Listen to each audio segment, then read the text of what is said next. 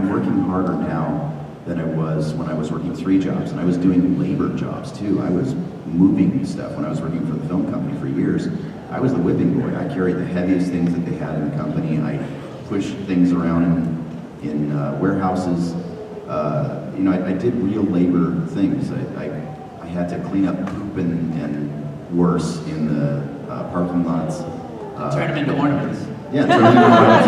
Yeah, but with the heaviest, hardest labor jobs I had, I work harder than I ever have in my life now.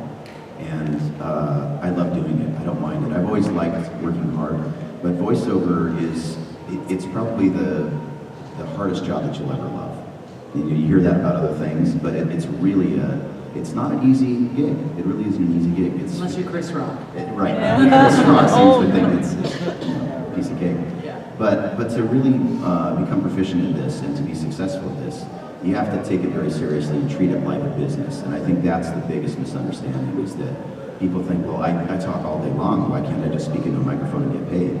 You have to work at it every single day. You have to make yourself better and more knowledgeable every single day. And even at this stage of my life, I'm still learning every single day. I strive to do that. I'm working on dialects. I'm working on being a better actor, a better person, being quicker. When you're working with people like this, you gotta be quick on your feet, because sometimes we're in an improv situation. It's really a lot harder than you think. And there's a website, if you're talking about your parents don't understand this? Is that what you said? Parents and media in general. Yeah, parents and media. If they go to iwanttobeavoiceactor.com and look at that and actually read what's in there, they'll have a whole different understanding of what the business really is. That's a great question. This is going to be our last question for the day. We have to close at 12:30, so here we go. What's the funniest thing you guys have ever done on set? Oh. I'll start because I know you guys are going to top me. I was, every now and then you go in, and I was doing voices on Halo. I didn't know it was Halo at the time. And I was doing fighting efforts, so you could come and beat the crap out of me if you wanted to. And they said, so the easiest thing for us to do is just for you to parrot the other guy that also came in to do the incidental pounding, basically, getting pounded. So we could play you what he did, and then you could just, like a tennis match, hit the ball back. Just repeat what he did in your own voice.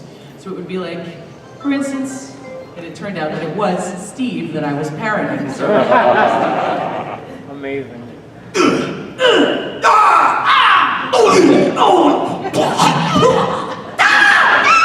So we did that, and there were like, I don't know, 40 or 50 of them, which is hard, and you're sort of punching and trying not to hurt your voice the whole time, and you end up punching sort of from the diaphragm, and your whole body gets involved after a while, and near about the 40th or 42nd one, during my version of, and I went, and at the same time I farted. And I looked up instantly at the engineering, and everybody was still looking down and doing, and I was like, nobody noticed. So the next one was like, and I just kept going, and I realized that at the end, I said, you guys good? They're like, yeah, that was awesome, that was fantastic. I was like, great. So I now know that one of my parts is in Halo. That's adult achievement unlocked.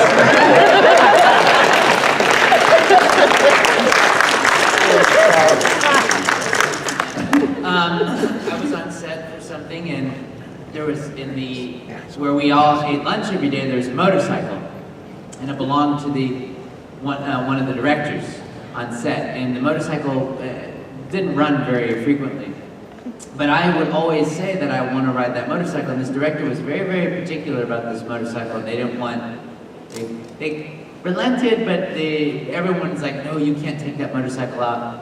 So one day, they were in another part of the set, and I got out of makeup, and I found the keys, because it was a crew effort. I had to figure out where the keys were, snag the keys, take them, then the crew had to help me get the bike out and get it outside.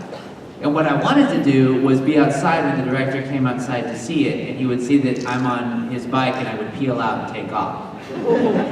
So I got on the bike. Now the bike had been sitting there a long time, so it didn't have much gas. And so I'm taking it down, and I'm warming it up, getting it ready.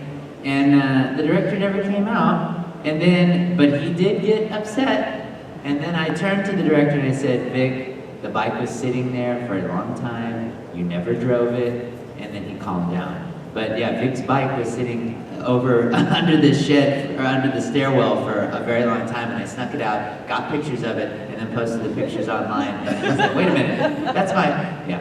So I got the bike. Was that Vic Mignon? Yeah. Oh, that's awesome.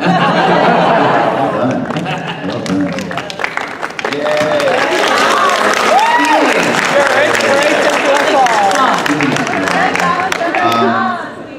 I have so many stories, but since you brought up the fart thing, why not? I was working on X-Men Legends, and it was the first time I voiced Wolverine. And in the what they call the sound set, where you're doing all the fighting sequences, Wolverine fights a lot, and when he goes feral, it's when he's doing the swipes and stuff. The very first swipe I did, I farted. They didn't hear it, and I was just going to let it go by. And I was really nervous because I was playing Wolverine for the first time. I didn't want to screw it up. And so I covered it up. I just asked them politely to do another take. But then they kept hiring me back for Wolverine. And then I found that literally every single time I voiced Wolverine, I would fart when I'm doing that. It wasn't necessarily in the punches or the kicks, it was always the claw swipes. There was something about the physicality of doing that I farted. And it sort of became a game with me to see if I could sneak him in. Literally, in pretty much every incarnation you hear of Wolverine now, there are farts in the background. So now it's like a Where's Waldo, you can listen for that.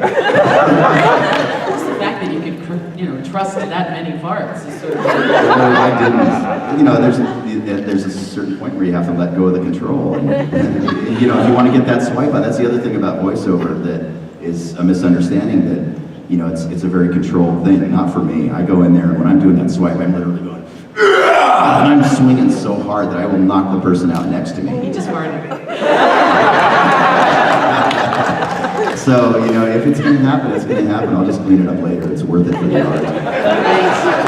I put the Charging art for art. I put the art in the fart.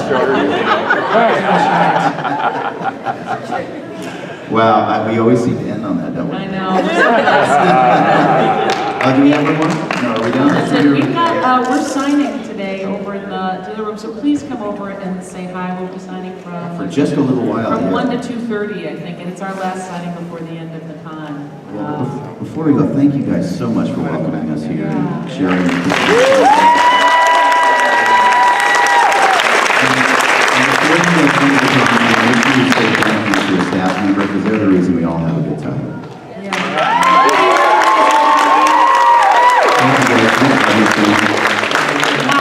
Got any parting words? I did it while you were talking. I said it. But yeah, seriously, guys, thank you. You guys have this one weekend of 2016 in December. You can do anything in the world, and you chose to come hang here and hang out with us and plan for this. And so we are so honored for your hospitality and your graciousness. So thank you and happy holidays. Yeah.